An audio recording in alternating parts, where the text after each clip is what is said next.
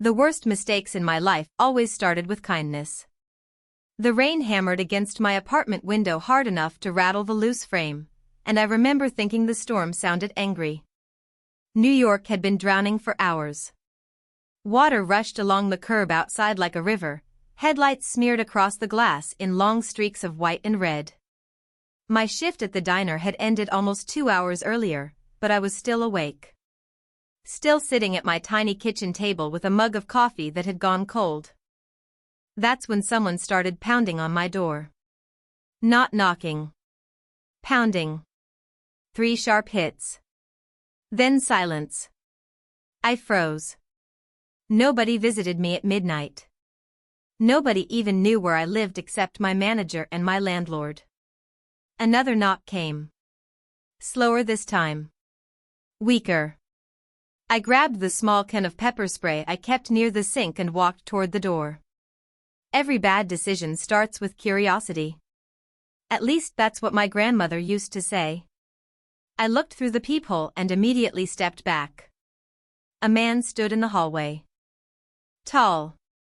Broad shoulders. Black suit soaked by rain. His head lowered slightly as if staying upright required effort. For 1 second, I considered calling 911. For another second, I considered pretending I wasn't home. Then the stranger swayed. His hand hit the wall beside him. And something inside me refused to walk away. I opened the door 3 inches.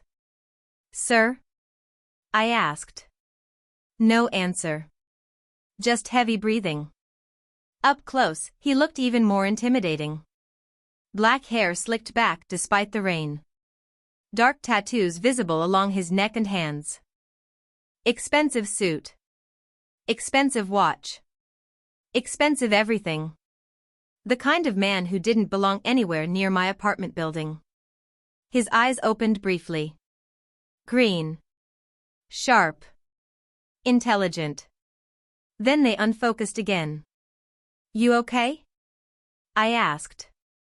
Need a hospital? He stared at me like he was trying to remember where he was. Then his gaze drifted past my shoulder. A second later, his knees gave out.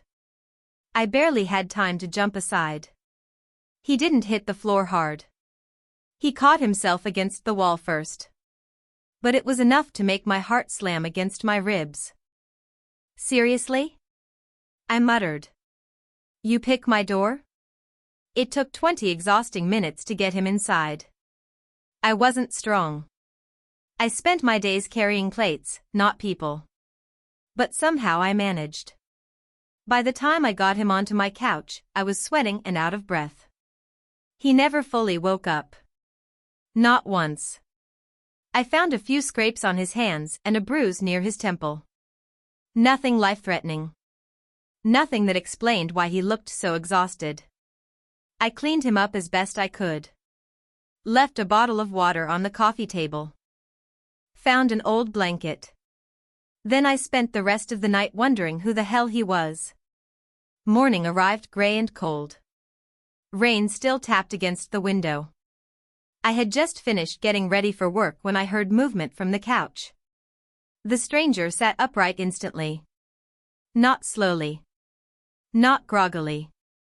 Instantly. Like someone trained to wake up ready for trouble. His eyes scanned the apartment. The kitchen. The door. The windows. Then me. The room suddenly felt smaller. Much smaller. Good morning, I said carefully.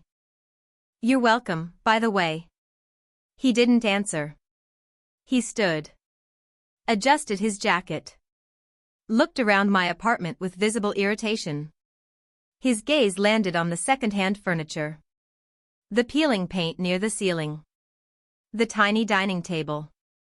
The waitress uniform hanging near the door. Something cold entered his expression. Something arrogant. Judgmental. Where am I? He asked. His voice was low and controlled. My apartment. Why? I blinked.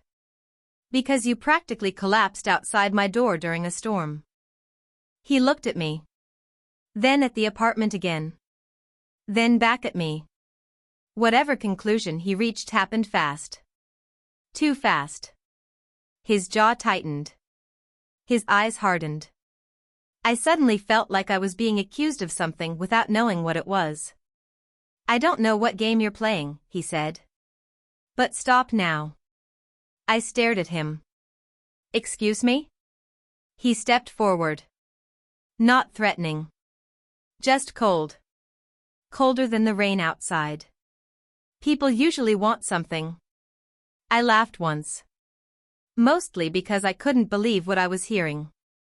"You think I dragged a 6-foot-something stranger into my apartment for fun? I think you should stay out of things that don't concern you." The gratitude I had expected never came. Neither did basic manners. Instead, there was suspicion. Arrogance. And the unmistakable feeling that this man believed he was better than everyone around him. Including me. I folded my arms. "Well, next time I'll leave you in the hallway." His eyes narrowed. For a second neither of us spoke. Rain tapped softly against the glass. Cars hissed through wet streets below. Then he looked directly at me and said the words that would change everything. "Get out of my sight." For a moment, I honestly thought I had heard him wrong. Rain tapped against the apartment window. The old refrigerator hummed in the corner. Somewhere downstairs, a neighbor slammed a door. But inside my apartment, everything felt strangely quiet. Vincent Moretti stood in the middle of my living room like he owned the building. Like he owned the block. Maybe the whole city. His green eyes stayed fixed on me, cold and unreadable. I waited for him to take it back. To realize how ridiculous he sounded. He never did. "You heard me," he said. "Leave." I let out a short laugh. Not because anything was funny. Because sometimes disbelief is the only thing standing between a person and anger. "This is my apartment." His expression did not change. Then stopped standing there staring at me. That did it. Every ounce of sympathy I had felt the night before disappeared. Gone. Just like that. I had dragged him inside during a storm. I had found medicine for the scrapes on his hands. I had given him my only clean blanket. And somehow I was the problem. "You know what?" I said, grabbing my purse from the kitchen chair. "You are right." He raised an eyebrow. "I am?" "Absolutely." I walked toward the front door and opened it. Cool air rushed into the apartment from the hallway. "You should leave." He stared at me. The silence stretched between us. For the first time since he woke up, he looked slightly surprised. "Excuse me?" "You heard me." I pointed toward the hallway. "There is the exit." His jaw tightened. "Do you know who I am?" The question hung in the air. I looked him up and down. Expensive suit. Expensive watch. Expensive attitude. A guy who desperately needs coffee and a personality adjustment. His eyes narrowed. I expected him to get angry. Instead he gave me a look that felt even worse. Dismissive. Like I was not important enough to matter. "You have no idea what you are involved in." "Trust me," I said. "I am trying very hard not to be involved in anything." He stepped toward the door. The apartment suddenly felt smaller. Not because he was threatening. Because he carried the kind of presence that filled every room. The kind that made people move without being asked. The problem was I had spent my entire life dealing with difficult people. Customers. Managers. Landlords. Men who thought money made them important. I was not moving. Vincent stopped a few feet away from me. His gaze drifted across the apartment one last time. The second-hand couch. The tiny bookshelf. The framed photo of my parents. The stack of overdue utility bills sitting beside the microwave. Something flickered across his face. Judgment maybe. Pity. I hated both equally. Whatever you think happened last night, I said quietly, you are wrong. His eyes returned to mine. People do not help strangers for free. Some do. Not in my experience. That answer caught me off guard. Not because it was rude. Because for the first time it sounded honest. Tired even. As if he truly believed it. For a second I saw something underneath the arrogance. Something guarded. Something lonely. Then it vanished. The wall came back up. Thank you for the couch, he said flatly. It was not gratitude. It sounded more like a business transaction. Like he was settling a debt. You are welcome. He nodded once. Then he walked past me and into the hallway. I should have felt relieved. Instead I felt annoyed. Deeply annoyed. He reached the elevator. The doors opened. Then, just before stepping inside, he looked back. Our eyes met across the hallway. Do yourself a favor, Emma. My stomach tightened. I had never told him my name. Stay away from me. The elevator doors closed. He disappeared. I stood there frozen for several seconds. Then I looked down and noticed something sitting on the coffee table. A black leather wallet. Expensive. Heavy. Definitely his. I closed my eyes. Of course he left something behind. Of course he did. Outside, the rain continued falling over the city. And somehow I already knew this was not the last time Vincent Moretti was going to make my life complicated. The wallet sat on my coffee table all day like an unpaid bill. I tried ignoring it. I really did. I went to work. Poured coffee. Carried plates. Smiled at customers who complained that their eggs were too cold or their toast was too dark. But every time I had a free second, I thought about that black leather wallet sitting in my apartment. By the end of my shift, curiosity finally won. The rain had stopped by the time I got home. The city looked washed clean. Streetlights reflected off damp sidewalks. Traffic moved in long glowing lines beneath my apartment window. I dropped my keys on the counter and picked up the wallet. It felt expensive. Everything about Vincent seemed expensive. For a moment I considered mailing it somewhere and forgetting he existed. Then I opened it. Not because I wanted information. Because I needed an address. The first thing I noticed was the cash. A lot of cash. More money than I usually made in several weeks. My eyes widened. Then narrowed. Every dollar was still there. Exactly where he left it. I flipped through a few cards. Black cards. Membership cards.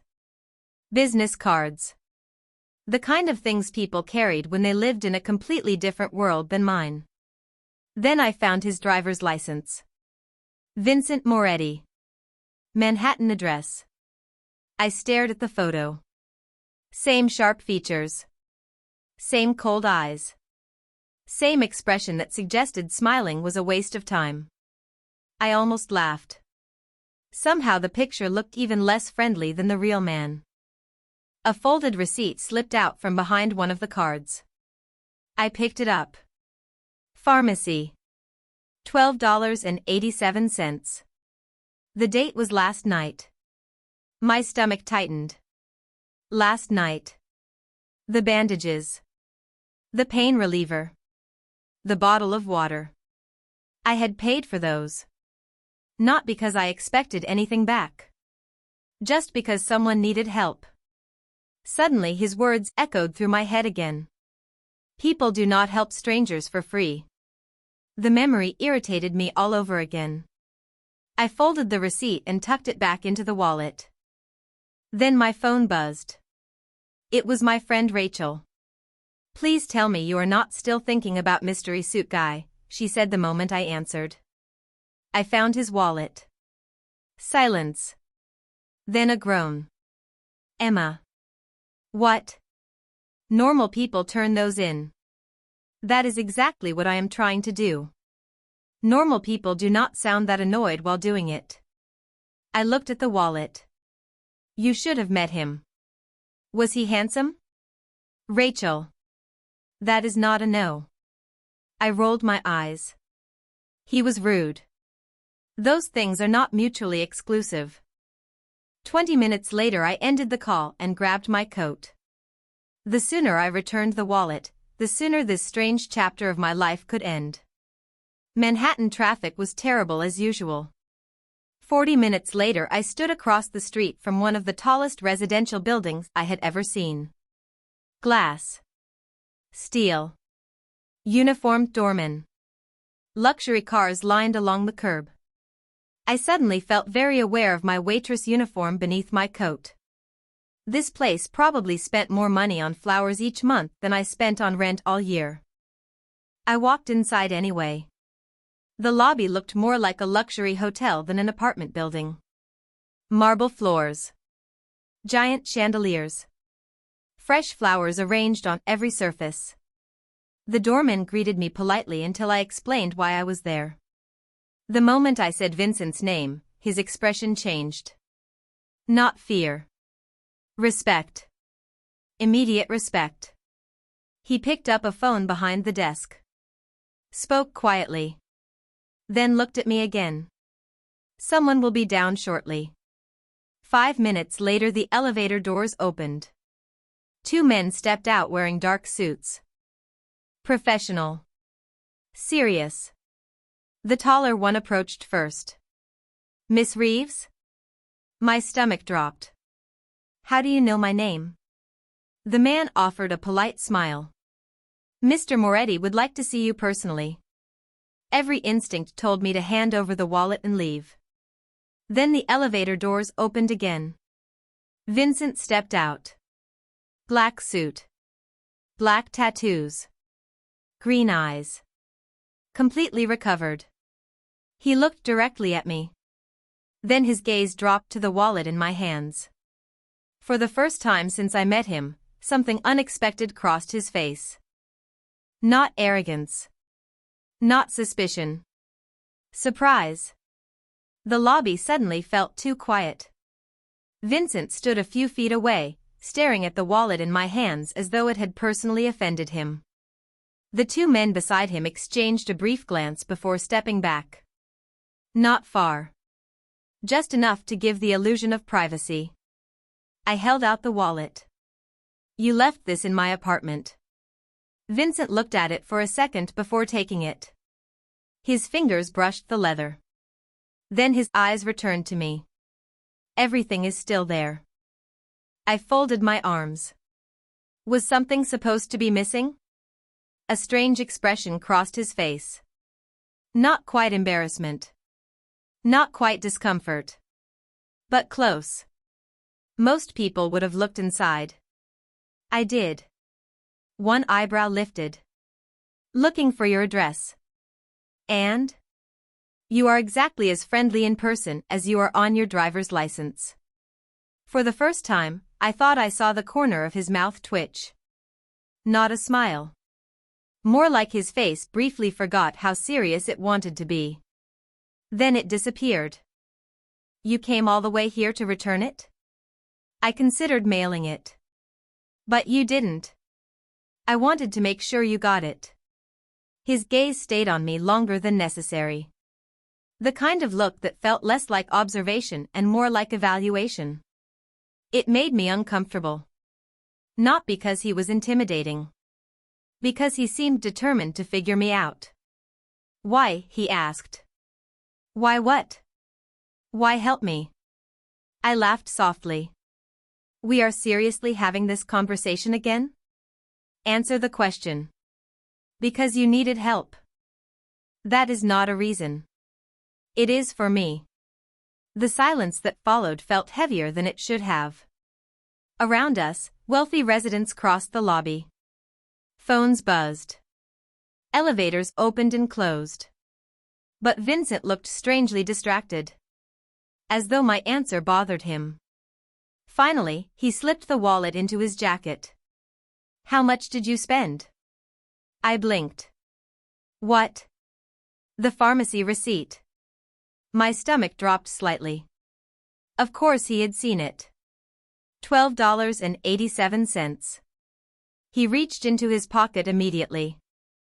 I will reimburse you. There it was. The thing I had been expecting. Everything reduced to a transaction. He pulled out several bills. Far more than $12.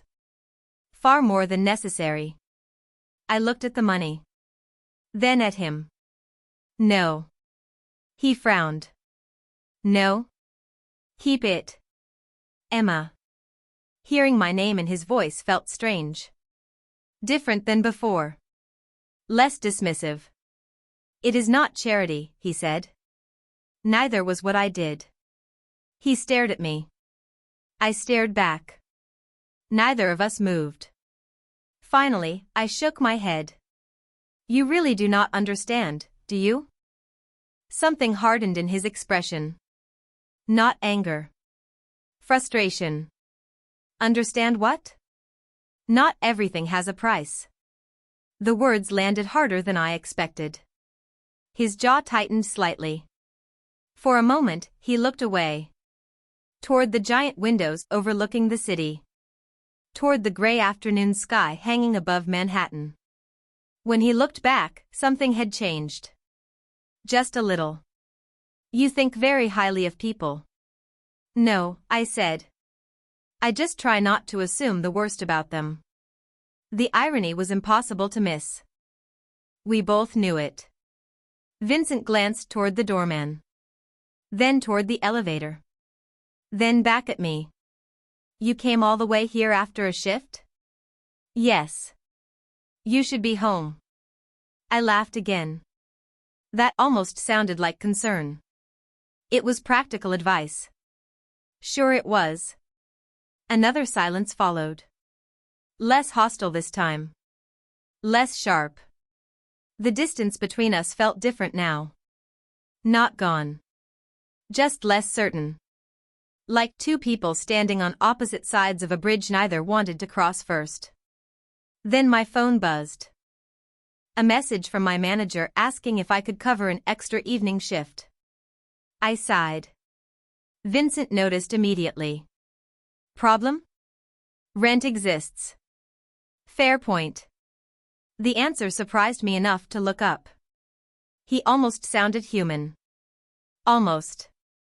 I slipped my phone back into my pocket. Well, your wallet is returned. Mission accomplished. I turned toward the revolving doors. Emma. I stopped. His voice carried across the lobby. When I looked back, Vincent seemed unusually thoughtful. As if he were choosing his next words carefully. Thank you. The words were simple. Quiet. Genuine.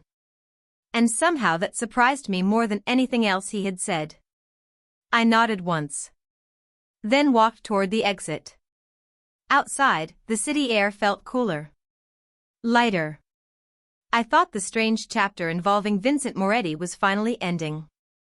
What I did not know was that high above the lobby, inside a private office overlooking Manhattan, Vincent would spend the next hour staring at a $12 pharmacy receipt and wondering why a waitress living in a tiny apartment had become the first person in years he could not understand. 3 days passed without a word from Vincent, and I was perfectly happy to keep it that way. At least that is what I told myself. Life returned to normal. Morning shifts. Evening shifts. Burnt coffee. Tired feet. The familiar rhythm of surviving one paycheck at a time. By Friday night, the diner was packed. Every booth was full. The air smelled like fresh burgers and coffee. Orders flew across the kitchen faster than we could carry them. I was balancing 2 plates when Rachel suddenly appeared beside me. Do not look now, she whispered. But somebody very expensive just walked in. I did not need to look. Something in my stomach already knew. Vincent sat alone in the corner booth. Black suit. Black tattoos visible beneath the cuff of his sleeve. Calm. Controlled. Completely out of place among neon signs and chipped tables. I immediately turned away. No. Rachel blinked. You know him? Unfortunately. For the next 20 minutes, I avoided his section. I cleaned tables. Refilled drinks. Invented reasons to stay busy. None of it worked. Eventually my manager pointed directly at his booth. Emma, table 12. Of course. I grabbed a menu and walked over. Vincent looked up as I approached. His expression remained unreadable. What can I get you? I asked. Professional. Polite. Distant. Coffee. Anything else? No. I wrote it down even though there was nothing to write. It will be right out. Emma. I stopped. Slowly. Yes? He reached into his jacket pocket and placed an envelope on the table. Thick. White. Sealed. Every instinct I had immediately hated it. What is that? I asked. A thank you. I stared at the envelope. Then at him. No. You have not even looked. I do not need to. Something shifted in his expression. Confusion maybe. Genuine confusion. Like he honestly did not understand the problem. It is compensation, he said. For your time. Your help. The inconvenience. There it was. Every good thing reduced to a transaction again. Every human moment assigned a dollar amount. I felt disappointment settle heavily in my chest. Worse than anger. Much worse. You really learned nothing, I said quietly. Vincent frowned. What does that mean? It means I helped someone because they needed help. I pushed the envelope back toward him. Not because I wanted a reward. This is not a reward. Then what is it? For a second he said nothing. And that silence gave me my answer. Because to him there was no difference. Money solved problems. Money fixed mistakes. Money restored balance. The realization hurt more than I expected. Not because I wanted something from Vincent. Because for one brief moment in that lobby, I thought I had seen something changing. I thought maybe he understood. I was wrong. Emma. His voice softened slightly. Take it. I shook my head. No. You are being stubborn. I laughed once. That is funny coming from you. The tension between us thickened. Nearby customers talked and laughed. Dishes clattered. A baby cried somewhere near the entrance. Yet somehow the booth felt isolated from the rest of the world. Vincent studied me carefully. Most people would accept it. I am not most people. Clearly. The words should have sounded insulting. Instead they sounded frustrated. As if he were trying to solve a puzzle that refused to cooperate. I took a step back. Enjoy your coffee, Mr. Moretti. Then I walked away. My hands trembled slightly as I returned to the kitchen. Rachel noticed immediately. What happened? Nothing. Emma. I stared through the service window toward the corner booth. Vincent remained exactly where I left him. The envelope still untouched on the table between us. I was wrong about him, I admitted quietly. What do you mean? I watched him through the crowd. The powerful man in the expensive suit. The man who could probably buy the entire building without checking his bank account. I thought he was trying to become better. Rachel followed my gaze. And now? My chest tightened unexpectedly. Now I think he only knows how to be who he already is. Rain returned the following night. Not a storm. Just a steady drizzle that painted the city in silver reflections. I was finishing my shift when my manager called me into his office. The moment I stepped inside, I knew something was wrong. He looked nervous. Uncomfortable. The kind of uncomfortable that usually meant bad news. "Emma, have a seat." My stomach tightened. "What happened?" He rubbed the back of his neck. "The building owner stopped by this afternoon." That was strange. The owner never visited. Ever. Okay. He has decided not to renew the lease when it expires. I stared at him. What? I know. He sighed heavily. Trust me, none of us saw this coming. The words barely registered. The diner had been there for years. It was not perfect. The booths were worn. The coffee machine made strange noises. But it kept people employed. It paid my rent. Why? I asked quietly. The property is being acquired. My chest sank. By who? He hesitated. Just long enough. A private investment group. Something about the answer felt wrong. Very wrong. An hour later I stepped outside into the rain with a knot in my stomach. My shift was over, but I could not stop thinking about the conversation. Dozens of employees depended on this place. Single parents. Students. Retirees working extra hours. People like me. I pulled my coat tighter and started walking toward the subway. Halfway down the block, headlights illuminated the wet pavement beside me. A black luxury sedan rolled to a stop. My heart immediately knew who it was before my brain caught up. The rear passenger door opened. Vincent stepped out. Black suit. Slicked back hair. Rain collecting on his shoulders. He looked directly at me.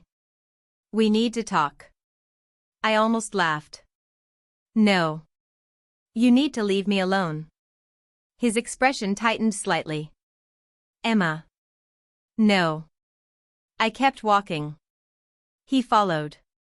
Not aggressively. Just persistently. "You are angry." I stopped beneath a glowing streetlight and turned toward him. "You think?" The rain tapped softly against the sidewalk between us. Vincent remained silent.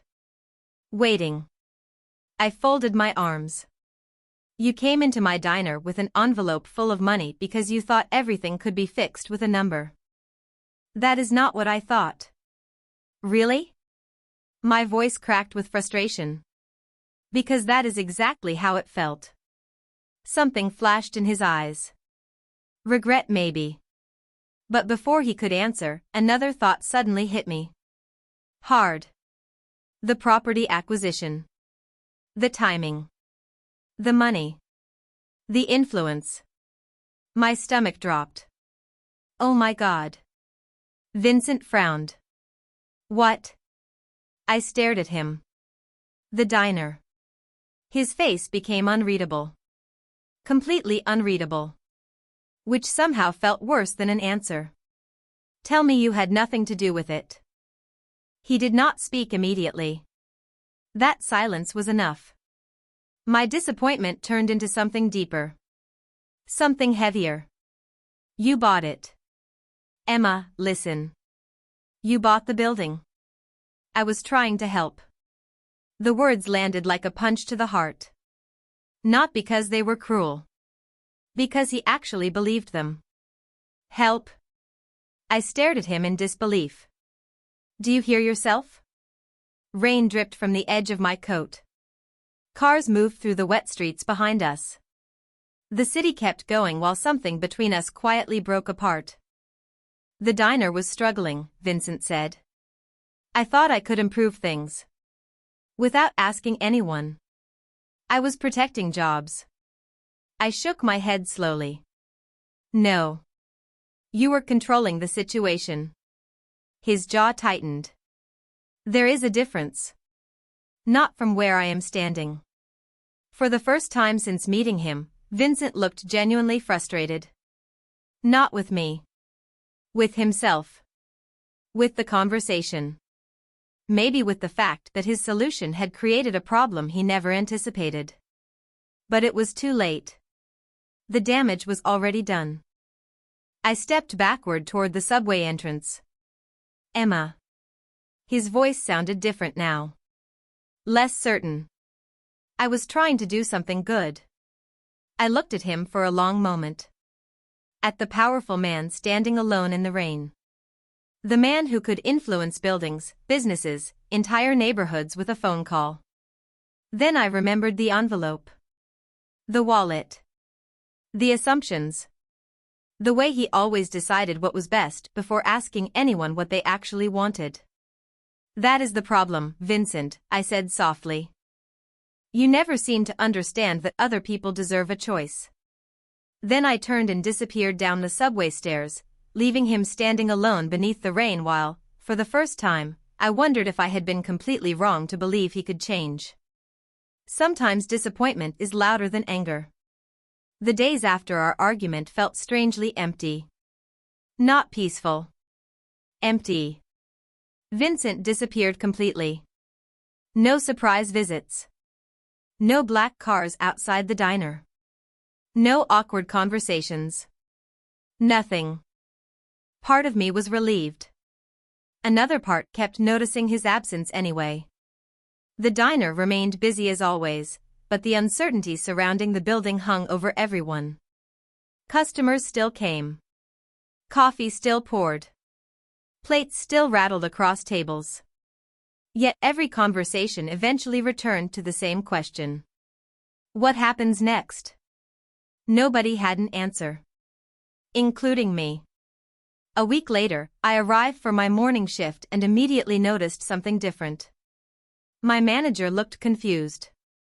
Rachel looked confused. Everyone looked confused. What happened? I asked. My manager handed me a document. Read this. I scanned the first page. Then the second. Then the third. My eyes widened. The acquisition had been reversed. The property was no longer changing ownership. Existing leases would remain untouched. Existing staff positions would remain protected. I looked up. What? Exactly. My manager shook his head. The investment group pulled out. My stomach tightened immediately. There was only one person I knew who could make something like that happen. Did they say why? I asked. No. Of course they did not. The rest of the day passed in a blur. Relief spread through the staff like sunlight after a storm. People smiled again. Laughed again. Made plans again. Everyone seemed happy except me. Because I could not stop thinking about what it meant. That night, after my shift ended, I walked home instead of taking the subway. The city air felt cool. Comfortable. Manhattan glowed across the river. Somewhere overhead, an airplane crossed the dark sky. My phone buzzed. A text from an unknown number. I almost ignored it. Then I opened it. One sentence. The diner will remain exactly as it was. No signature. No explanation. No need for either. I stopped walking. Stared at the screen. Then sighed. Of course. A second message appeared. I was wrong. That was all. 3 words. 3 simple words. Yet they hit harder than any speech could have. I read them again. Then again. Because they sounded impossible coming from Vincent. Not dramatic. Not defensive. Not complicated. Just honest. I was wrong. The next evening, I found him sitting alone on a bench overlooking the river. I do not know why I went there. Maybe because I needed answers. Maybe because I needed closure. Maybe because part of me wanted to know if those words were real. Vincent looked up as I approached. He seemed surprised to see me. For once, there were no bodyguards nearby. No assistants. No expensive cars waiting at the curb. Just Vincent. The wind moved gently across the water behind him. I sat on the opposite end of the bench. Several feet away. You reversed the deal. He nodded. Yes. Why? His eyes stayed fixed on the river. Because you were right. The answer arrived so quickly that I almost did not believe it. That is it? No. He exhaled slowly. But it is where it started. Silence settled between us. Not hostile. Not comfortable either. Just honest. I thought I was helping, he said eventually. I know. I always think I am helping. Something about the way he said it made me look at him differently. There was no arrogance in his voice now. Only frustration. The kind directed inward.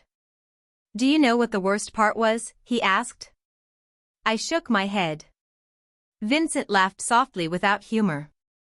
I never even considered asking what you wanted. The admission hung in the air between us. Real. Uncomfortable. Human. I looked down at my hands. Then back at him. That was the part that hurt. He nodded once. As if hearing confirmation of something he already knew. The river reflected hundreds of city lights. Boats drifted silently through the darkness. Neither of us spoke for a while. Finally, Vincent stood. I should go. I expected relief. Instead, I felt something else. Something heavier. Because for the first time since meeting him, he was not walking away angry. He was walking away disappointed in himself.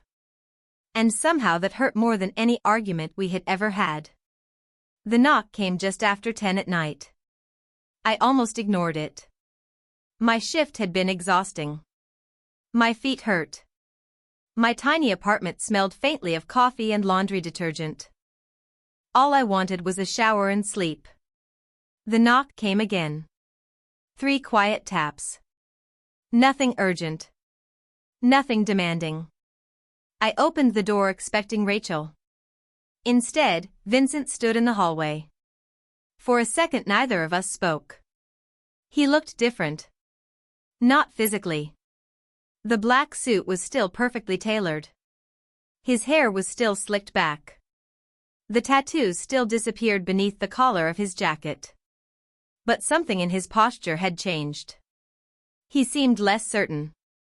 Less untouchable. More human. What are you doing here? I asked. Walking. I stared at him. You walked here? Yes. From Manhattan? A faint smile appeared. Not all of Manhattan is that far away. Despite myself, I almost smiled back. Almost. Then I remembered the diner. The arguments. The disappointment. The distance between us settled back into place. Vincent glanced down briefly before meeting my eyes again. I owe you an apology. I leaned against the doorframe. You already apologized. Not properly. The hallway remained quiet. Somewhere upstairs, a television played softly through a wall. Rain tapped against a distant window. Vincent took a slow breath. The first day I met you, I woke up in your apartment. His voice remained calm. Measured. You helped me. You expected nothing. And I treated you like someone who wanted something from me. I said nothing. He continued. Then every mistake after that came from the same place. Meaning? I kept assuming I understood people when I never asked them what they wanted. His honesty caught me off guard. There was no defense in his voice. No excuse. No attempt to explain away his choices. Just accountability. It felt strangely rare. That does not sound easy for you, I admitted. It isn't. The answer came immediately. We stood there looking at each other. The powerful man who could influence entire buildings.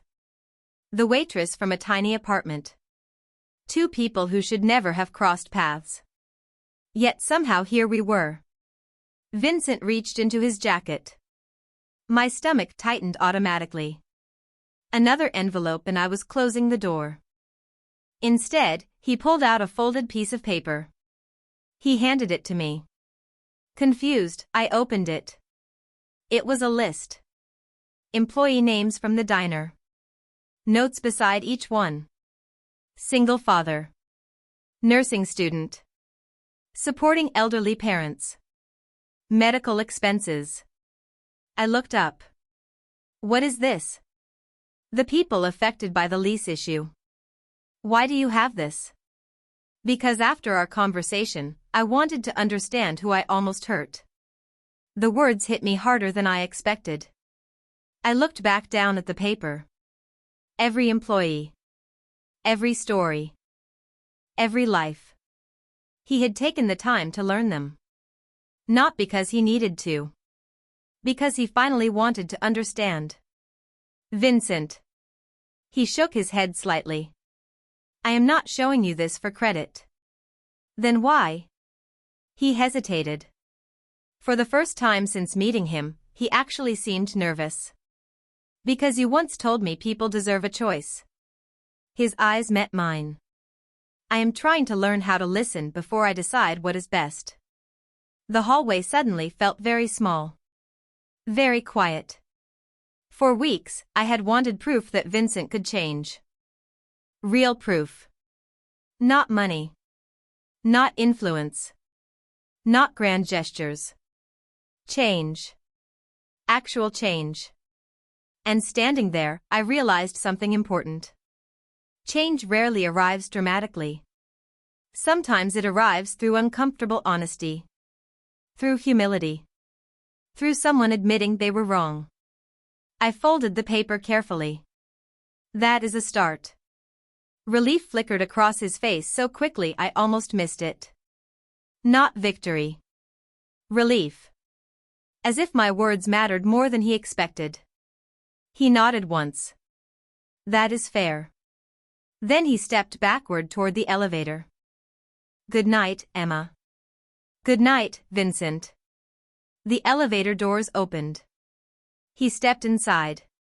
This time, as the doors closed between us, there was no anger. No misunderstanding. No wounded pride. Just a quiet feeling that something broken had finally begun to heal. Rain returned a month later. Not the violent kind that rattled windows and flooded streets. Just a quiet rain.